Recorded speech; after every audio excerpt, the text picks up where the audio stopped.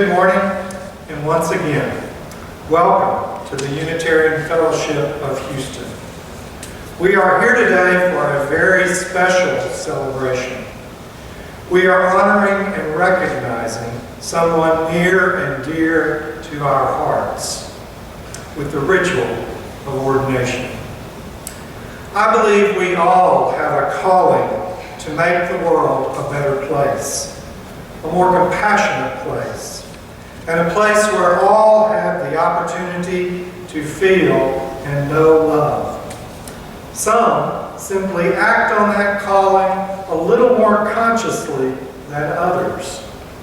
And ordination is a ritual we use in our religious tradition to recognize those individuals who act on that calling. I attended the Houston Graduate School of Theology, a local Protestant seminary. In one of my earliest courses, the professor was lecturing on the long arc of tradition within both the Jewish and Christian faiths. He was asserting that in both of those religions, change is slow and mostly dictated by long-held beliefs and widely accepted practices. I commented, it's a good thing Jesus didn't adhere to those beliefs or practices, otherwise Christianity might never have come about. After all, Jesus was a radical who was mostly concerned with ministering to the sick and needy and wasn't a typical minister of the day. Likewise, the individual we are honoring today with the celebration of ordination is Patti Henry, someone who has had a long and distinguished career serving the sick as a mental health professional. But she's also shared her healing ministry in pulpits all around the country. This ordination ritual, which honors Patti, is not some mystical service, and instead comes from our long, thoughtful, and deliberative history. In fact, our Unitarian Universalist faith tradition is a consciously evolving religion. We came out of two very different belief systems. Our Unitarian ancestors rejected the Trinity and instead embraced one supreme force in the universe. And our Universalist ancestors believed everyone would be saved in an afterlife. Ministers in our pulpits argued for those beliefs, and our fourth principle, a free and responsible search for truth and meaning, supports those evolving beliefs and the journey which brought us here. Today, our religion primarily focuses on the here and now, and not some supreme being or some place we might go in the afterlife. Our seventh principle, respect for the interdependent web of all existence of which we are a part, focuses on our existence here and now and how we integrate into the web of life all around us. Even our hymnal points to our religious focus with its title, Singing the Living Tradition. A living tradition clearly focuses on the here and now. Historically, and even today, ministers were and are trained in theological seminaries where the focus is on the study of the divine and other religious beliefs. The word theology, commonly referred to as God-taught, is the systematic study of the nature of the divine. Our own UU seminaries build themselves as theological schools, even as we have mostly evolved beyond traditional theological beliefs.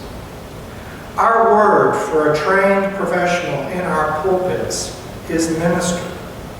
But that word is also a verb, meaning to give aid or provide service to the sick or needy. Many in the ministry simply want to comfort those in their care, and that comfort is in the here and now. Historically, most ministers were men with the first ordinations of women happening in the late 1800s. The first of these intrepid women was Olympia Brown. She was a Universalist who went to the Unitarian Seminary in Meadville, Pennsylvania. Brown was ordained a Universalist minister in 1863, and she was the first woman to graduate from a theological school. Unfortunately, progress made by women in both the Universalist and Unitarian churches in the late 1800s began to erode in the early 1900s, when the social gospel movement captured the imagination of the mainline Protestant churches. Many younger families within the UU ranks began to defect to the more respectable churches where they could hear liberal preaching without being marked as nonconformists. The prevalent patriarchal forces in society, even in our own churches, began to close the doors that had been previously opened to women by the divinity schools. Even with a need for capable parish ministers, women left the ministry or never entered into it. Instead, many went into the newly formed profession known as social work. Many of them found social work to be more rewarding and also genuinely ministerial. As our religious tradition has evolved, so must the credentials and qualifications for our ordained minister. Patti Henry comes from the real world, embodied by our phrase, the living tradition, because she was trained in the social sciences, which help us lead mentally healthy lives in an often troubled world. Patti is a trained psychotherapist in private practice since 1988, working in women's programs and in psychiatric hospitals before that. She has worked with thousands of couples, families, and individuals. Patti believes it's possible to heal ourselves, heal each other, and heal the world.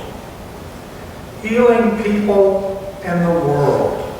That should be a part of the calling of every minister, and it's certainly a part of Patti's calling. She is the personification of what it means to actually minister to others in a troubled world. A true minister in all the many meanings of the word minister. Yes, ours is an evolving religion. And I'll give you a preview of words we will soon hear in our responsive reading, written by the Reverend Dr. James Luther Adams. In that reading, Adams talks about the free church, which without a doubt describes our own fellowship and our religious denomination as a whole.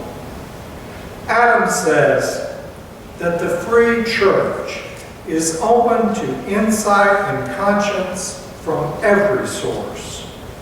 It bursts through and challenges rigid tradition, giving rise to new and living language, to new and broader fellowship.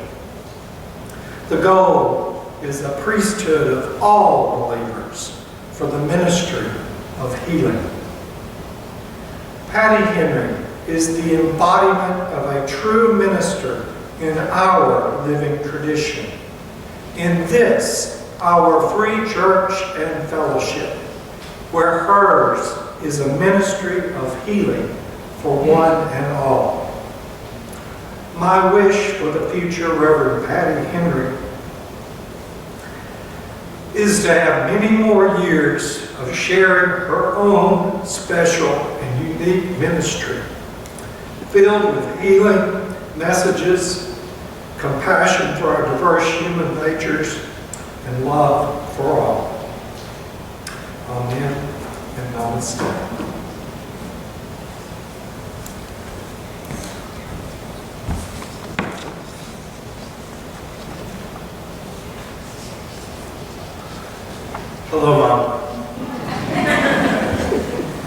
I have a story I'd like to spread.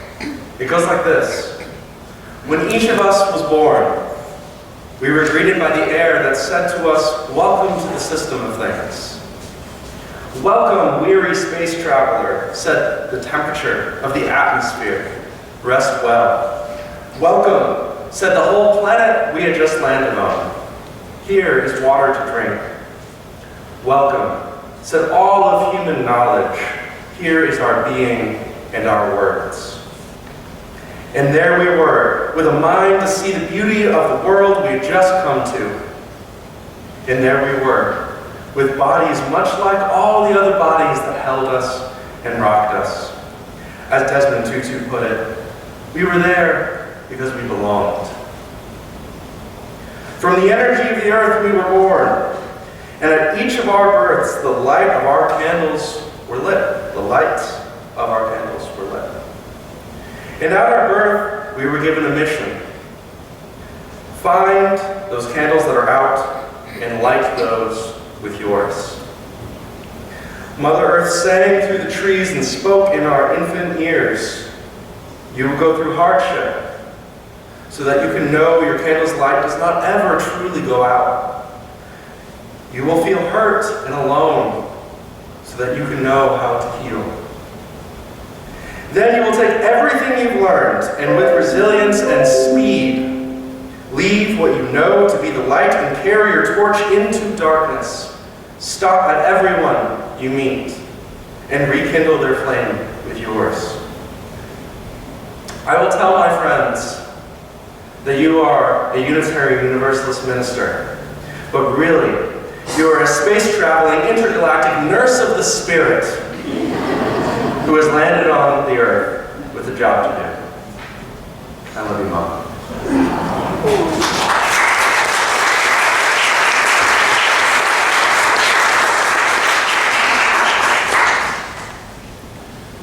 Thank you for that really terrific quote. And I am also pleased to be here today as a representative of the older generation. I discovered this morning that while my suit was hung on a hanger for the last 2 years, it shrank considerably.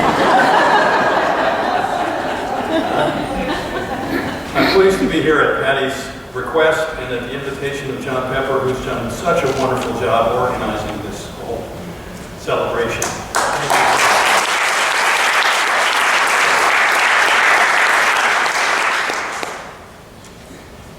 I wanted to share with you a story that was shared with me just a few months ago.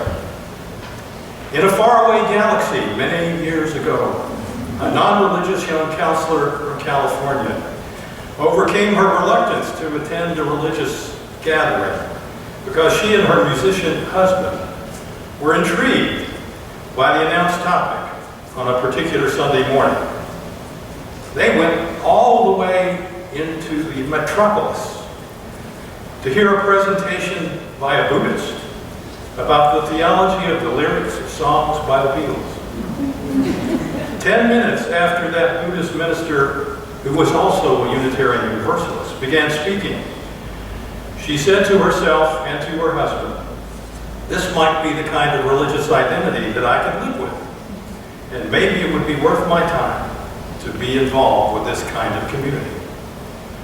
So much has come to all of us and to so many thousands elsewhere because of that one visit to one particular church on a particular Sunday.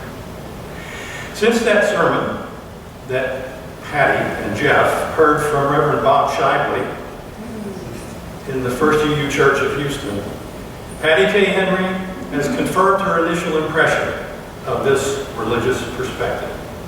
Her exploration of Unitarian Universalist theology and human beings over the past 25 or so years also showed her how our shared principles and values can be the basis for living a life of service and meaning, not just for herself and for her family, but also for our larger community.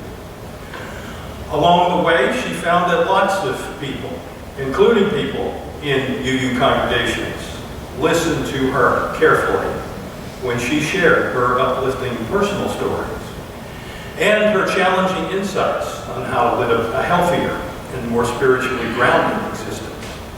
And over the years, like John Pepper and me and many of our peers who intentionally speak more ways to serve, she perceived her own calling to lay ministry to Unitarian Universalist congregations, to provide, as John mentioned, comfort, guidance, to serve not just this congregation, but, as John said, all over this country. After my own early experiences as a lay leader in a fellowship in South Carolina more than 35 years ago, my family circumstances made it possible for me to follow all the paths laid out in our modern-day Unitarian Universalist Association to officially be recommended for ministry. But that official path is not exclusive. Ordination to ministry, according to our Universalist heritage of congregational polity over more than 200 years, is the recognition of an individual's particular calling, where each congregational community has full authority to ordain. No committee, no officer can restrict or deny that authority, even today. Recent rules and practices have been designed to investigate and recommend candidates and assure congregations of adequate preparation. Those have only been developed over the past 60 years or so as an innovation so that competence and quality of ministers can be more likely. But what are the necessary attributes of ministry?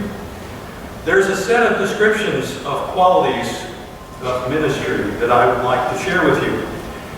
They come from one of the 20th century's leading Universalist ministers who inspired me through his writings and also his warm personality. It was Reverend Gordon McKeeman, known as Bucky to his friends and colleagues. I was privileged to get to know Bucky in his retirement back at the turn of the century, as we old fogies like to say. His lifetime of service brought him a deeper consciousness of those essential qualities of ministry, which he shared as a seminary president in the 1980s. He wrote, "Ministry is a quality of relationship between and among human beings that beckons forth hidden possibilities. Ministry is inviting people into deeper, more constant, more reverent relationship with the world and with one another. Ministry is carrying forward a long heritage of hope and liberation that has dignified and informed the human venture over many centuries. Ministry is being present with, to, and for others in their terrors and torments, in their grief, in their misery and pain, knowing that those feelings are the minister's feelings too. Ministry is celebrating the triumphs of the human spirit, the miracles of birth and life, the wonders of devotion and sacrifice. Ministry is witnessing to life-enhancing values. Ministry is speaking truth to power. Ministry is speaking for human dignity and equity, for compassion and aspiration. Ministry is believing in life, even in the presence of death. Ministry is struggling for human responsibility against principalities and structures that ignore humaneness and become instruments of death and destruction. Ministry is all these and much, much more than all of them, present in the wordless, the unspoken, the ineffable. Ministry is speaking and living the highest we know, and living with the knowledge that it is never as deep or as wide or as high as we wish. Whenever there is a meeting that summons us to our better selves, wherever our lostness is found, our fragments are united, our wounds begin to heal, our spines stiffen, and our muscles grow strong for the task, there is ministry. Now, what qualifications do I have to be speaking today? Well, I've had the privilege and honor to serve in various capacities in about 10 different UU organizations and congregations over the past 35 years, but only as an ordained minister for 25 of those years. I've had meaningful relationships with hundreds of lay leaders and ordained minister colleagues, and thousands of Unitarian Universalists over those years. I could testify and witness to you here today that I know Patti Kay Henry as someone who serves others as a minister in all the ways which John and Bucky McKeeman have listed, and more. But you don't need my recommendation. You don't need a committee or an officer of the UUA to tell you that she is a minister and she is your minister. You have come to know her over the years of her service to this group and others as a skilled and effective preacher and teacher, a compassionate pastor, an inspiring author, and a sensitive counselor to all the human beings and congregations she has encountered, both personally and professionally. This congregation and many others have been privileged to have experienced her gifts. And I believe that your collective decision to recognize and celebrate her shared ministry with you today is both admirable and appropriate. I congratulate this congregation on your conscious and deliberate decision, but I also challenge each of us, myself included, to emulate her qualities more effectively, to continue to listen and put into practice the lessons she shares with all of us on living life more fully, finding and sharing meaning in every moment of every day, to do all that we can to serve our communities with all of the love we can muster, as she has shared with you. Amen. And blessed be. And thank you, Pat. Patty, please join me up here on the podium.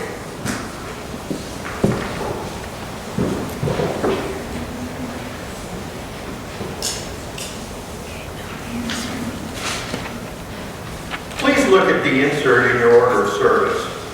The formal ordination consists of 3 parts, all found on the insert. The first part is for members of this congregation, the Unitarian Fellowship of Houston.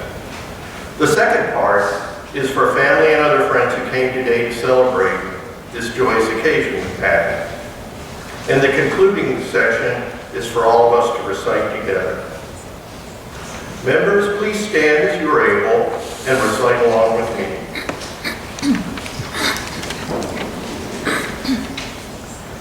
We, the members of the Unitarian Fellowship of Houston, hereby ordain you, Patti Kay Henry, to the ministry.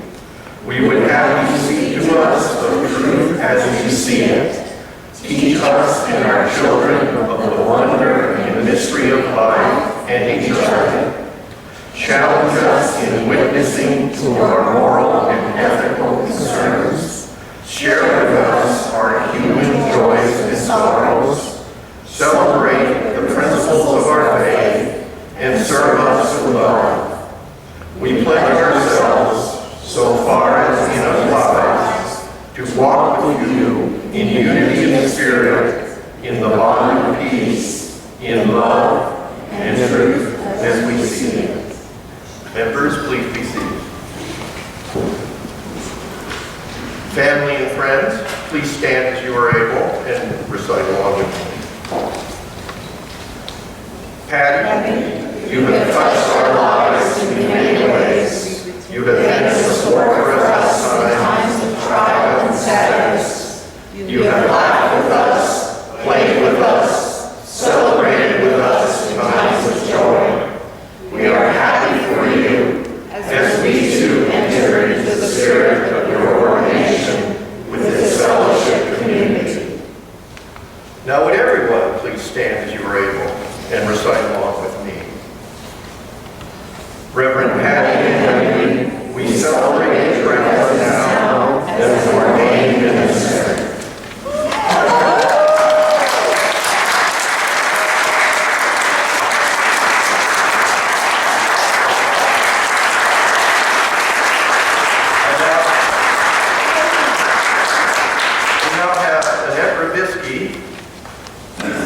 To bring a stole, giving to Patty on the occasion of her ordination, which I'll place on her shoulders.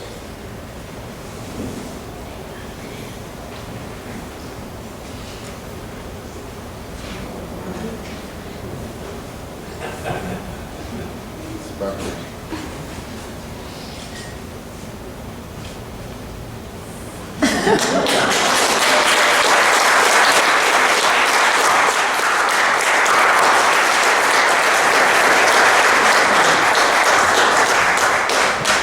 you. I have two things to say to wrap this service up. Number one is thank you. Thank you so much for your love and support over the years. I especially want to thank Lenny for being here on the piano, Julie for singing, and Jeannie for singing, and Jacob for playing, and Jeff for playing. I am honored. And I want to say thank you for my mentors, Dan King and John Pepper, helping me to figure out this ordination service. So thank you so much. The second thing I want to tell you that I make a pledge to you to serve this congregation as best as I can and to follow and live our 7 principles that are now 8 principles. I promise you that I will live by those, and I will teach by those, and I will stand for Unitarian Universalism. So thank you again for everything. Blessed be. Amen.